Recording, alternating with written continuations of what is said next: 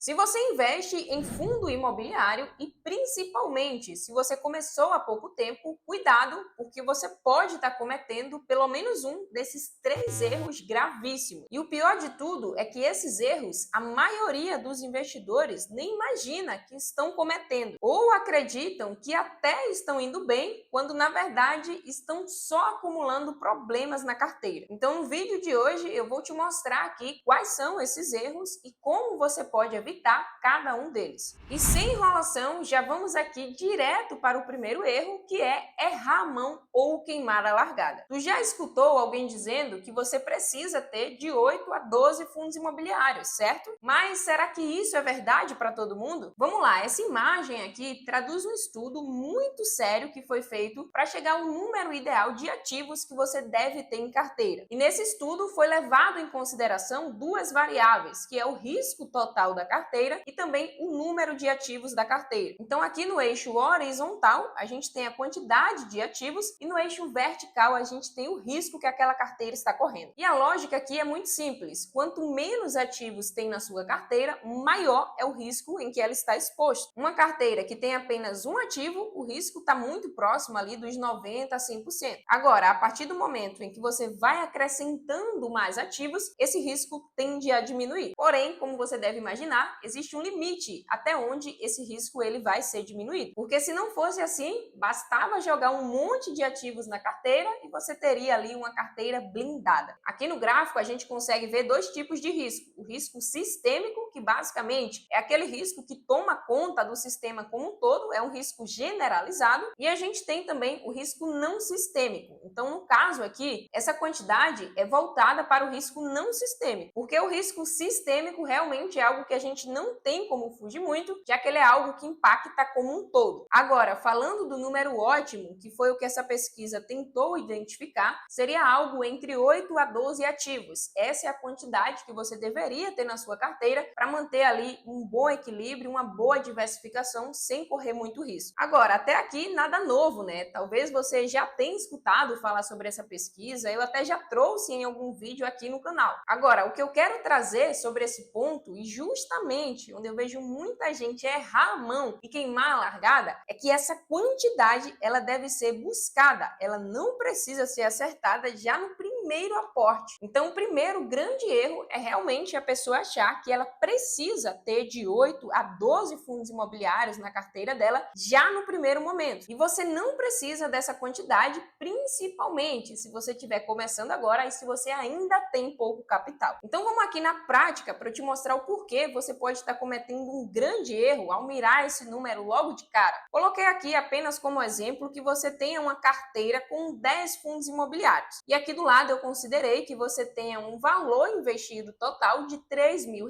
e que a gente dividiu esse valor de forma igual em cada um dos 10 fundos. Qual que é o problema aqui? Quanto menor for o seu patrimônio, menos fundos imobiliários você deve ter em carteira. Não faz o menor sentido uma pessoa que tem apenas R$ 3.000 investido ter 10 a 12 fundos imobiliários. E acompanhe aqui comigo o raciocínio para você entender o porquê não faz sentido. Imagina aí que a pessoa tem R$ 3.000 e ela tá ali com 10 fundos imobiliários em carteira. Porém, vamos imaginar que ela consegue aportar apenas R$ 300 por mês. E eu já estou considerando aqui que esses R$ 300 seja para fundos imobiliários. Nem estou levando em conta aqui a diversificação da carteira e a alocação estrutural que ela deve seguir e que talvez, se ela tiver apenas R$ 300 disponível para aporte naquele mês, esse valor que vem para fundos imobiliários é ainda menor. Mas vamos supor aqui, nem vou exagerar tanto, que essa pessoa tem R$ 300 para investir todos os meses em fundos imobiliários. Como ela tem 10 fundos imobiliários, muito provavelmente ela vai ter aqui alguns fundos de base 100, ou seja, fundos que cada cota custam em média R$ 100. Então, se essa pessoa consegue disponibilizar apenas R$ 300 por mês para investir, olha o tempo que ela iria passar para conseguir balancear aqui a carteira dela. Vamos imaginar que desses R$ 300, ela comprou ali uma cota do primeiro fundo, uma cota do segundo, e vamos supor que ela tem aqui dois fundos de base 10, então deu para comprar aqui R$ 50 e R$ 50 também nesse outro fundo. Aqui a gente totaliza então R$ 300. Só que qual que é o detalhe? Nesse aporte desse mês, ela conseguiu investir apenas em 4 fundos imobiliários, mas ela tem 10 fundos em carteira. Aí no mês seguinte, ela vai girar aqui o aporte novamente. frente, vamos imaginar que ela jogou aqui mais R$ 100, aqui ela jogou 30, porque é um fundo de base 10, sei lá. Aqui ela jogou 160, ela foi aportando, mas como o aporte que ela tem disponível naquele mês é muito limitado para a quantidade que ela tem de fundos imobiliários, ela vai demorar muito tempo para girar a carteira completa. E se essa pessoa segue a alocação estrutural, isso aqui pode ser um problema. Isso aqui vai impactar na rentabilidade dela. Porque imagina que, sei lá, o fundo aqui, o nono fundo está com um desconto, porém, no aporte desse mês, ela só consegue aportar nesses 3 primeiros. Daqui que ela gire e consegue ali fazer o aporte de modo que abranja todos os fundos que ela tem em carteira, realmente vai demorar bastante. Então, qual que é o grande ponto? É que aquela quantidade ali de 8 a 12 fundos imobiliários é algo que você deve ir buscando de forma gradual. Você não precisa já mirar de 8 a 12 fundos na sua carteira, principalmente se você está começando agora ou se você tem pouco patrimônio. Eu defendo muito que o básico funciona. É o feijão com arroz bem feito que já gera resultado. Então, foque em ter poucos bons ativos, ao invés de encher tua carteira com muitos ativos que nesse começo não precisa. Então, o que eu vejo muita gente errar é ter um patrimônio baixo e já ter uma diversificação extremamente alta. Então, sim, existe um número ótimo, mas você vai buscar ele de forma gradual e principalmente olhando para 3 pontos, que é o seu patrimônio, a concentração do seu portfólio e também o seu nível de conhecimento. Então, se você tem pouco patrimônio, foca ali em ter poucos bons fundos imobiliários. À medida em que seu patrimônio for crescendo, aí sim faz sentido você ir aumentando essa quantidade de ativos. Eu, por exemplo, até R$ 100.000 em fundos imobiliários, eu tinha apenas 10 ativos. Na minha visão, é o que faz sentido, até porque a gente está falando de uma quantidade de ativos que você precisa acompanhar, você precisa avaliar. Não é simplesmente jogar os 12 fundos em carteira e já era. Tu precisa estar acompanhando ali de pertinho e isso dá um certo trabalho. Agora, óbvio, né? O segundo ponto que tu também precisa olhar é sobre a concentração do teu patrimônio. Olhando tua carteira como um todo, caso tu tenha ali uma quantidade X de fundos imobiliários, quanto que é a concentração em relação ao teu patrimônio em cada um desses fundos? Isso é um ponto também muito importante que você deve avaliar. E óbvio, o terceiro ponto é em relação ao teu conhecimento. Então tem gente que tem um conhecimento tão profundo, tão denso sobre uma única classe de ativos, que para aquela pessoa faz sentido ter muitos ativos, porque ela consegue avaliar todos, já tem muita experiência, tá ali no dia a dia. Mas do contrário, para nós, meros investidores mortais, eu acho que 8 a 12 já é uma quantidade excelente, e aqui eu tô falando de um número máximo, tá? De um número ótimo realmente, mas antes de chegar lá, tu precisa ir graduando isso aos poucos. Inclusive, se você quiser ajuda para montar a sua carteira de investimentos e definir a estratégia com eficiência e sabendo exatamente o que você está fazendo, clica aqui embaixo e preenche o formulário para participar da minha mentoria financeira individual, onde eu pessoalmente vou te ajudar na construção da tua carteira.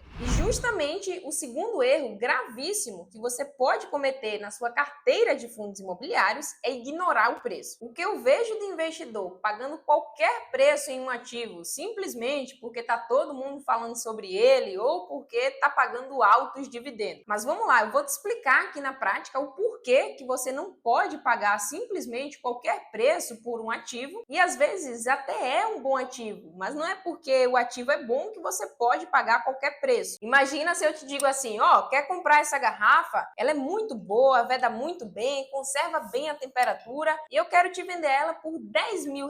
Poxa, R$ 10.000 é muito caro. Por melhor que seja a garrafa, não vale aquele preço. Então não é porque é a melhor garrafa do mundo que eu posso pagar qualquer preço. A mesma coisa um ativo, um fundo imobiliário. Não é porque é o melhor fundo que eu devo pagar qualquer preço. E quer ver? Vamos aqui na prática para eu te mostrar o porquê que você não pode pagar qualquer preço por um ativo. Voltando aqui na planilha, aqui do lado a gente vai aprender a calcular o dividend yield. E para calcular o dividend yield, a gente vai precisar apenas de duas coisas, que é a cotação daquele fundo e também o quanto ele pagou nos últimos 12 meses. Então, vou digitar aqui. Então, vamos pegar aqui um exemplo prático. Vou pegar aqui o MXRF11, que está sendo negociado aqui a R$ 9,03.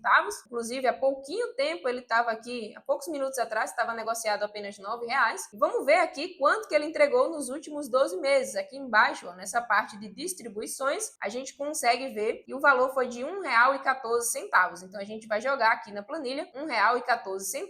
Só organizar aqui para ficar tudo bonitinho. E aqui em cima a gente vai colocar em forma de porcentagem. Então, a única coisa que a gente vai fazer para descobrir o dividend yield é dividir o que o fundo pagou nos últimos 12 meses pela cotação atual. Feito isso, a gente chega no dividend yield que aquele fundo está entregando. Como você pode ver aqui, é de 12,62%. Porém, se a gente volta aqui no site do Investidor 10, aqui embaixo, nessa parte de histórico de indicadores, você consegue ver o histórico do PVP do MXRF11, que por muito tempo ele fica aqui sendo negociado acima do seu valor patrimonial. Então, em 2023, por exemplo, chegou a bater 1,07. Se a gente volta aqui em cima e pega a cotação padrão, que não considera, né, o reinvestimento dos dividendos, o fundo já chegou a bater aqui quase R$ 10,50. Se a gente volta um pouquinho mais, teve época de bater R$ 11.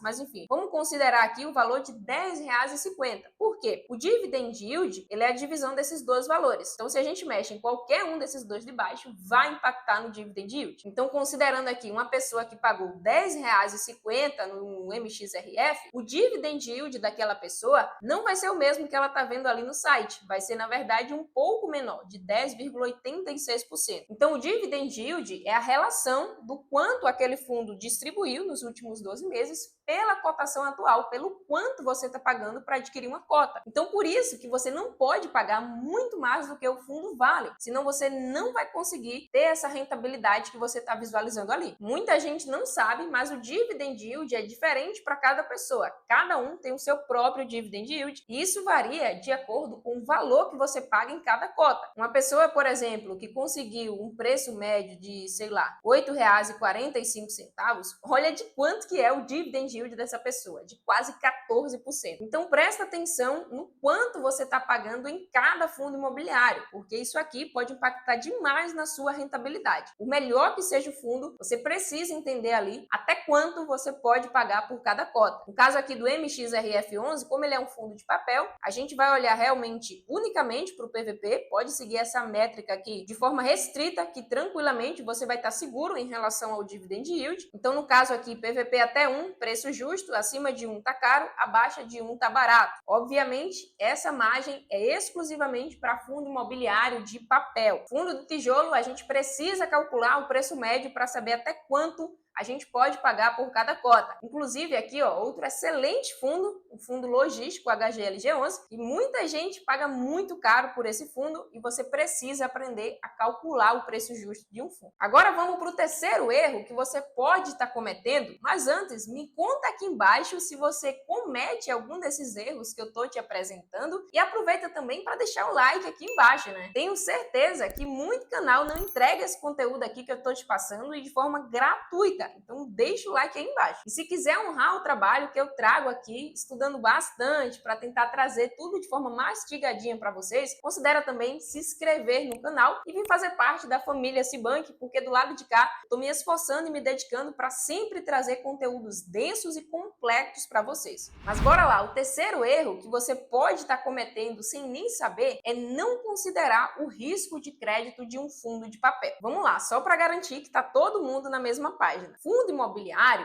basicamente, ele é dividido em dois grandes grupos: fundo imobiliário de tijolo e fundo imobiliário de papel. O fundo imobiliário de tijolo, ele investe no imóvel físico de fato. Então tem um prédio por trás, tem uma construção física, de fato existe aquele imóvel. Agora, no fundo imobiliário de papel, aí o jogo é outro, porque não existe um prédio por trás, não existe um imóvel físico como garantia. Você, na verdade, está investindo na dívida que financia a construção do segmento imobiliário. Então, são duas coisas diferentes e você precisa entender isso para não cair em armadilha. Tem gente, por exemplo, que investe em fundo imobiliário de papel achando que está investindo no imóvel físico. Então, cada tipo de fundo tem os seus riscos e entender isso é essencial para você conseguir montar uma boa carteira. Então, por isso que é importante você saber essas diferenças, mas mas não só isso, você entender também como analisar um bom fundo de papel, porque sim, existe mais risco no fundo de papel do que no fundo de tijolo. Por isso, inclusive, que um fundo de papel entrega mais dividend yield do que um fundo de tijolo. Mas o que eu quero que você entenda aqui é que, apesar dessas diferenças, não é que simplesmente no fundo de papel, o fundo ali junta o dinheiro, o recurso de todo mundo, empresta para o setor imobiliário e fica ali esperando a Deus dará para ver se o credor vai conseguir pagar. Não, não, não. Não é assim que funciona. Existem várias regras por trás e também algumas garantias para dar segurança àquela operação. Imagina só se o fundo imobiliário vai emprestar ali 2, 3, 5, 10 milhões para uma construtora sem cobrar nenhuma garantia em troca. Então é justamente esse risco de crédito que você tem que aprender a olhar. Muita gente simplesmente investe ali olhando para o dividend yield e depois sofre uma variação pesada no dividendo mensal e não sabe por que foi. Então é muito importante você aprender a analisar o risco de crédito da carteira de um fundo imobiliário de papel. Não vou entrar aqui em detalhes nesse vídeo, porque senão vai ficar muito longo. A ideia realmente foi ser um pouco mais prática e trazer 3 erros que talvez você possa estar cometendo, que pode impactar na tua rentabilidade. Mas se vocês quiserem um vídeo ensinando apenas a analisar o risco de crédito da carteira de um fundo de papel, só pedir aqui embaixo, e se tiver muito like ou muita gente pedindo, eu posso preparar um vídeo para vocês. Mas agora eu queria saber, você já cometeu ou está cometendo algum desses erros que eu te apresentei nesse vídeo aqui? Me conta aqui embaixo e aproveita também, se nesse vídeo você aprendeu algo novo, alguma coisa que você ainda não sabia, considere se inscrever no canal. Sem mais, espero muito que você tenha gostado. Se gostou, não esquece de deixar o like e te vejo nesse vídeo aqui.